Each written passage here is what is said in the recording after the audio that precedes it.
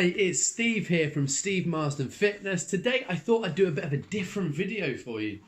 I am a personal trainer. I own a gym now, but I once was Googling how to become a personal trainer, what it's like to be a personal trainer. So I sort of do a little bit of a video on that and my experience, what it's like, the good bits, the bad bits, the hard bits, the lessons I've learned. So firstly, let me just precursor that by saying that I used to have a proper job. I liked going to the gym. I loved helping people out, and I didn't really want to work at a desk anymore, sitting down. It was very high stress, even though the money was good. There was just something missing, and I wasn't a nervous breakdown, but basically I had one of those periods of reflection where you think, this isn't what I want. I want to do something that I like. And it even came down to the things like I didn't want to wear a shirt and tie. I didn't really want to be sat down all day. And I wanted a little bit more control over my lifestyle. So that was a part of the key parts of becoming a personal trainer. And I've never looked back. Now, I was working in sales for a media and advertising company. And don't get me wrong, I liked it a little bit. I liked the people I work with. But while I was doing that, I was saving up for my personal trainer qualification. And to become a personal trainer, you need level 2 gym instructor and then level 3 personal trainer qualification. So it's 2 qualifications, and you can only do the latter when you finish the level 2. So I was doing that while I had a job, and then once I had my level 2 qualification, I had emailed probably 5 or 6 gyms in my local area, Livingston in Scotland, asking, can I come? Can I shadow people? Can I sort of take some classes for you? Can I basically get my foot in the door and practice before I unleash myself? So that's how I got into it. Started off at a pure gym, had 0 clients, and I'll talk to you about how you can structure your working days and things. Now, what it's like to be a personal trainer, I find it the most rewarding job. I absolutely bloody love it. And it is so multifaceted that I can never be bored, and in previous careers I have been bored. My average day as a personal trainer, so I've worked as a personal trainer in a commercial gym, in a pure gym, in a health club, and also obviously in my own gym. And throughout those times, the times that I've worked haven't really changed, because you work as a personal trainer when other people don't. So I'll get up maybe 5 a.m. I'll be in the gym for 6, half 6, 7 o'clock. I'll do morning sessions before people go to their works. Then I have often found clients also, there's a certain type of client, maybe it's shift workers, maybe it's people who work later on the evening, also want to train between 8 and then maybe 8 and 10, you'll probably get a break for an hour, then you'll do the lunchtime shift, then you'll have about a 4 or 5 hour break, and then the busy periods at night time after work. And that's probably Monday to Thursday. Fridays are pretty quiet because no one wants to go to the gym because everyone's knackered from the work. And then on a Saturday morning, I'd work from 7 a.m. till about 1 p.m.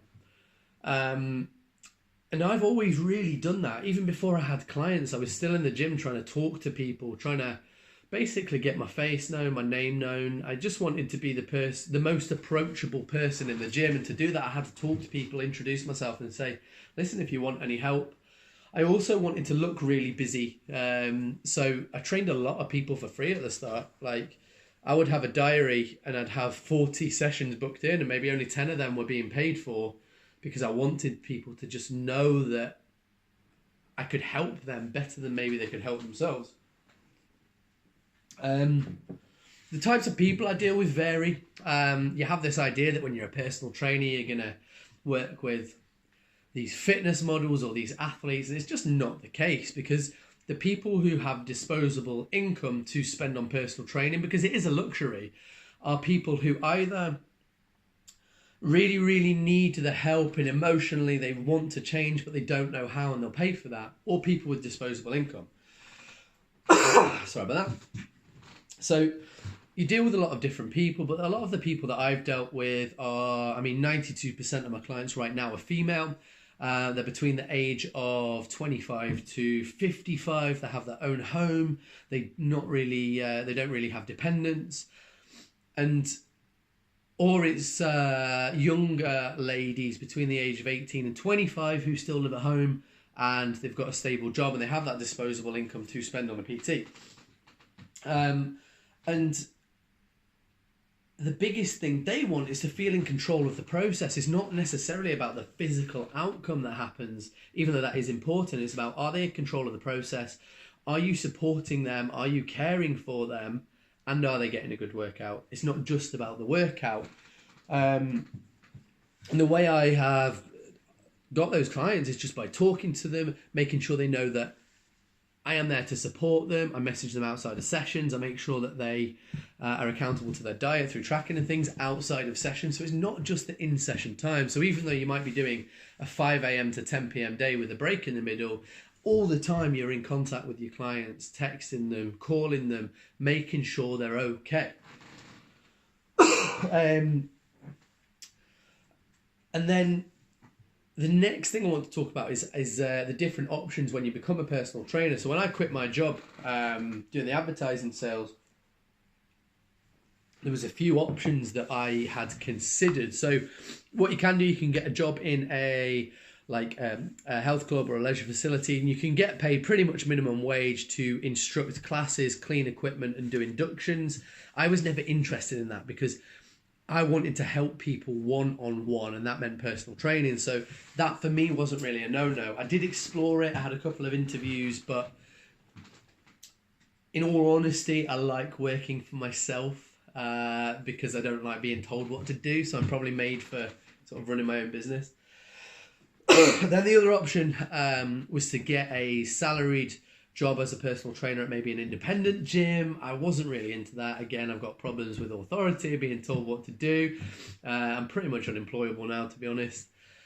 But then the option that I went for was becoming a freelance PT, and there's certain structures within gyms that you can do. So one of the structures at Pure Gym was you could, for 15 hours, run shift, and it was 3 5-hour shifts.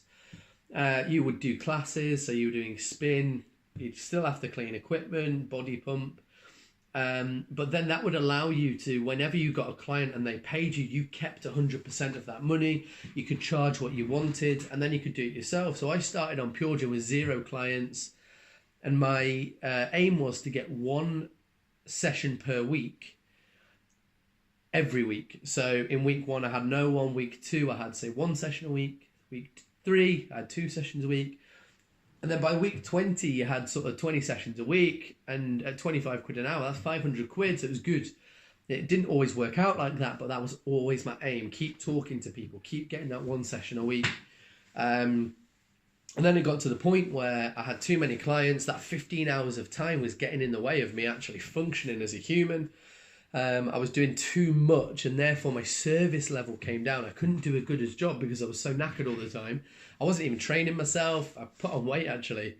And then the next pay structure came in where you actually pay rent to the gym, and then in exchange for that rent, you basically train clients, keep all the money, but you don't have to do the 15 hours. I've learned the hard way that you really have to look after yourself as a PT. You're telling people that the health is the fucking most important thing, but I wasn't following that myself, and that happens a lot. I became burnt out, and I had to find a way to do it. Other challenges I've had along the way is that there is a lot of uncertainty. Clients just cancel if they don't want to come anymore, and a lot of the time that's things because it's not controllable. A lot of my audience, especially the younger people that I train, are saving up for houses, so that disposable income they spend on personal training could be used for that. And once you've installed certain habits and certain sort of ingrained, like the intensity they need to work out at, and you've taught them enough, personal training just isn't a priority anymore, and your income is affected by that. So you have to be okay with uncertainty. But then again, at certain times of the year, if you think January, even September, people become motivated and you get a big boom. So it really is, you've got to learn money management, etc. But all in all, I would never do anything different now. Like, I Started my own gym. I found a way to get some equipment, and then I've created this space that a lot of people love. And being able to change people and change how they feel about themselves and make them love their body and what it can do is like, it's just really rewarding. And then now I have 2 staff members, and seeing them develop as people, as coaches, and seeing just the change that they can make through what I've created is just unreal. So that's a bit what it's like to be a personal trainer. Long days, long nights, but really rewarding. You can command a high hourly rate and you can change people's lives, which is the main thing. If you've got any questions about it, either put a comment down below, send me a message. I'm always up for helping people, but amazing career choice that I've made. Absolutely love it.